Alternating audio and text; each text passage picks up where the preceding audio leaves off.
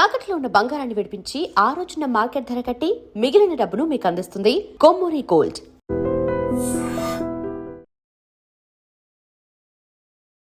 నమస్కారం. ఐడ్రీమ్ ప్రేక్షకులకు స్వాగతం, సుస్వాగతం. ద్వాదశ రాశుల్లో నవగ్రహ స్థితి ఈ మాసంలో ఏ విధంగా ఉంటుంది, అలాగే 2026వ సంవత్సరం మే నెలలో ఏ రాశి వారికి ఏం జరగబోతోంది, ఇలాంటి ఆసక్తికరమైన విషయాలు తెలియపరచడానికి మనతో పాటు ఉన్నారు శ్రీ జ్యోతిషరత్న జ్యోతిష్య చక్ర వైభవ నిపుణులు డాక్టర్ రాళ్లపల్లి రవికుమార్ గారు మనతో పాటు ఉన్నారు. వారితో మాట్లాడదాం. నమస్కారం గురువు గారు. నమస్కారం అమ్మా. గురువు గారు, ద్వాదశ రాశుల్లో ఈ మాసంలో తీసుకున్నట్లయితే నవగ్రహ స్థితి ఏ విధంగా ఉంటుంది? తప్పకుండా అమ్మా. శరదిందు సమాకారే పరబ్రహ్మ స్వరూపిణి వాసరాపీఠ నిలయే సరస్వతి నమస్తుతే. ఐడ్రీమ్ ప్రేక్షకులకు నమస్కారం. మామూలుగా ఏంటంటే ద్వాదశ రాశుల్లో నవగ్రహాలు ఎక్కడ ఉన్నాయో తెలుసుకుంటాం. తెలుసుకున్న తర్వాత ఆ స్థానాల్లో ఆ గ్రహాలు ఉంటే కనుక ఈ మాసం అంతా ఏ ఫలితాలు ఇస్తారో ఏ రాశులకి దాన్ని బట్టి మనం తెలుసుకోవచ్చు అన్నమాట. దానికి ముందుగా ఏంటంటే మనకి సూర్యుడు రవిగ్రహం వచ్చేసి మనకి మే 15 నుంచి ఏమో మనకి వృషభ రాశిలోకి వస్తాడండి. సో మే 14 తారీఖు దాకా మటుకు మేషరాశిలోకి ఉంటాడు. సో ఏప్రిల్ 15 టు మే 14 మేషరాశిలో, మళ్ళీ మే 15 టు జూన్ 15 దాకా ఏమో వృషభ రాశిలో ఉంటాడు. నెక్స్ట్ వచ్చేసి కుజుడు వచ్చేసి మే 11వ తారీఖు నుంచి మేషరాశిలో స్వస్థానంలోకి వస్తాడు. తర్వాత రాహుగ్రహం వచ్చేసి మనకి కుంభరాశిలో ఉంటారు. అలాగే గురువు వచ్చేసి మనకి మిథున రాశిలో ఉంటారు. అలాగే శని వచ్చేసి మనకి మీన రాశిలో ఉంటారు. కేతు వచ్చేసి మనకి ఈ సింహరాశిలో ఉంటారు. అలాగే శుక్రుడు వచ్చేసి మనకి 14వ తారీఖు నుంచి స్వస్థానమైన మనకి వృషభ రాశిలో నుంచి మిథున రాశిలోకి వెళ్ళిపోతాడు. సో 13వ తారీఖు దాకా మటుకు వృషభ రాశిలో స్వస్థానంలో ఉంటాడు. అలాగే గురువు కూడా మనకి జూన్ 2వ తారీఖు నుంచి మళ్ళీ కర్కాటక రాశిలో కూడా మారిపోతాడు. ఇది కాకుండా బుధుడు వచ్చేసి మనకి వృషభ రాశిలో ఉంటారు. 14వ తారీఖు మే నుంచి మళ్ళీ మిథున రాశిలోకి వెళ్ళిపోతాడు. సో ఇవ్వండి ద్వాదశ రాశుల్లో నవగ్రహాలు ఈ స్థానాల్లో ఈ మాసం అంతా ఉంటారు. 2026వ సంవత్సరం మే నెలలో ఉన్నామని అందరికీ తెలుసు. ఇక విషయం ఏంటి అంటారా? మరి మకర రాశి వారికి ఏ విధంగా ఉంటుంది, వారేం చేయాలి అని తెలుసుకోవాలనుకుంటున్నారు. నాకు అర్థమైంది. గురుగారితో మాట్లాడదాం ఆలస్యం చేయకుండా. నమస్కారం గురుగారు. నమస్కారం. గురుగారు, మకర రాశి వారికి ఎలా ఉంటుంది ఈ మాసం?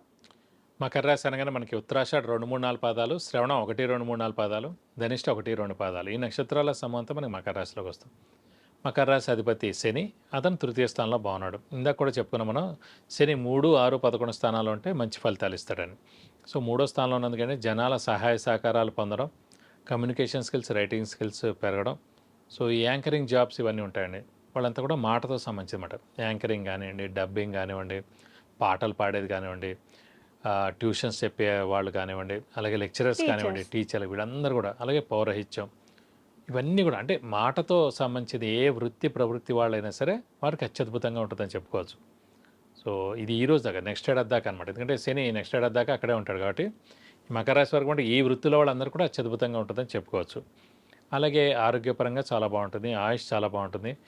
ఇంట్లో పెద్దవాళ్ళు చిన్నపిల్లల ఆరోగ్యం బాగుంటుంది, ఆయుష్ బాగుంది. అలాగే గృహిణులకు మానసిక ఒత్తిడి తగ్గుతుంది, విద్యార్థులు కూడా బాగానే ఉంటుందని చెప్పుకోవచ్చు. ఇంకోటి అంటే ఈ మకర రాశికి మెయిన్గా అదృష్టకారకుడు, యోగకారకుడు, లక్ ఫేవర్ చేసే గ్రహమైన శుక్రుడు 15వ తారీఖు దాకా వృషభ రాశిలో స్వస్థానంలో ఉంటాడు కాబట్టి అదృష్టం పరిపూర్ణంగా ఉంది. కొంచెం దయబలం మటుకు తక్కువగా ఉంది, ఎందుకంటే 6వ స్థానంలో ఉన్నాడు కాబట్టి. 6వ స్థానం అంటే డెట్స్, మిజరీస్, ఎనిమీస్, అంటే అప్పులు, చిన్న చిన్న అనారోగ్యాలు, కొంచెం ఆవేదన పొందడం, ఇలాంటివి జరుగుతుంటాయి అన్నమాట. సో అవంత పెద్దగా ఆయన తీసుకోక్కర్లేదు. ఎందుకంటే నెక్స్ట్ మంత్ జూన్ 2వ తారీఖు నుంచి మళ్ళీ సప్తమ స్థానంలోకి, చాలా మంచి స్థానంలోకి వస్తాడు. సో అటు గురువు 100 ఉంటాడు, అలాగే శని కూడా 100 స్థానంలో ఉంటారు. సో ఇంకా అత్యద్భుతంగా ఉంటుంది నెక్స్ట్ మంత్ నుంచి. కాబట్టి ఈ నెలలాళ్ళు కొంచెం మిశ్రమంగా ఉంటుందని అనుకోవచ్చు. సో మౌనంగా ఉండండి. సో ఏదైనా సరే పెండింగ్ పెట్టండి, లేకపోతే పోస్ట్ పోన్ చేయండి, లేకపోతే నెక్స్ట్ మంతే జాబ్కి ఏమైనా ట్రై చేస్తే కూడా నెక్స్ట్ మంత్ చేయండి. ఇప్పుడు రిజైన్ చేయడం అలాంటివి చేయకండి, కానీ మళ్ళీ కష్టం అవుతుంది జాబ్ రావడం.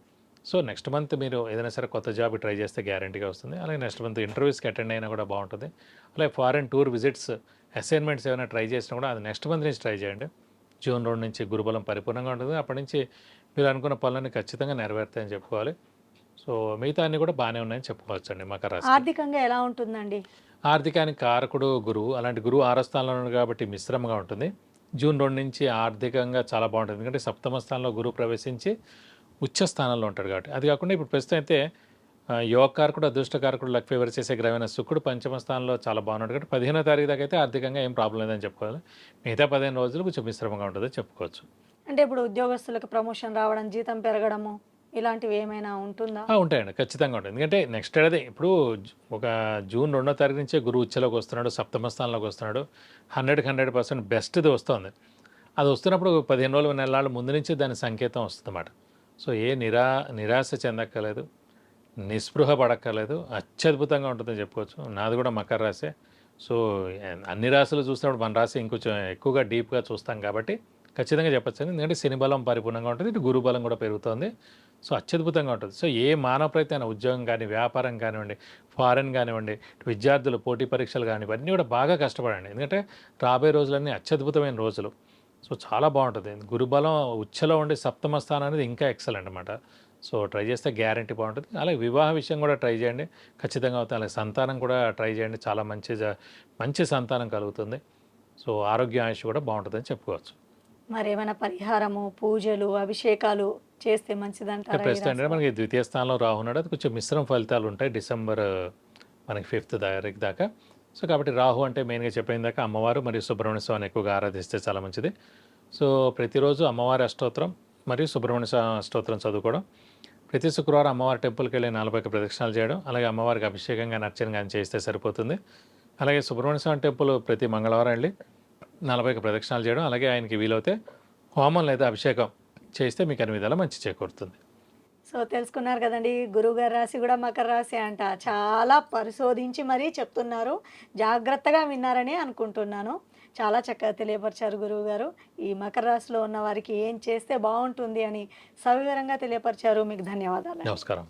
సో తెలుసుకున్నారు కదండి, మరి వివాహం, ఉద్యోగం, విద్య, గృహప్రవేశం, వాహనము, విదేశీ ప్రయాణము, ఇలా రకరకాల ఇబ్బందులతో బాధపడుతున్న వారు ఏం చేయాలా అని ఆలోచించకుండా వెంటనే కింద స్క్రోల్ అవుతున్న నెంబర్స్కి వాట్సాప్ ద్వారా లేదంటే కాల్ చేసి మీరు అపాయింట్మెంట్ తీసుకొని వీటి నుంచి బయటపడే మార్గాన్ని సులువుగా మీరు గురువుగారిని అడిగి తెలుసుకోవచ్చు.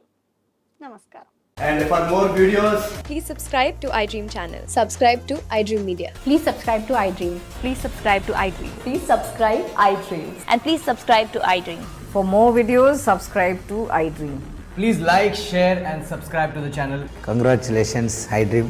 Subscribe to iDream. Subscribe to iDream. So subscribe to iDream Media. iDream ki iDream team అందరికి huge congratulations. Please subscribe iDream Media. Please subscribe to iDream.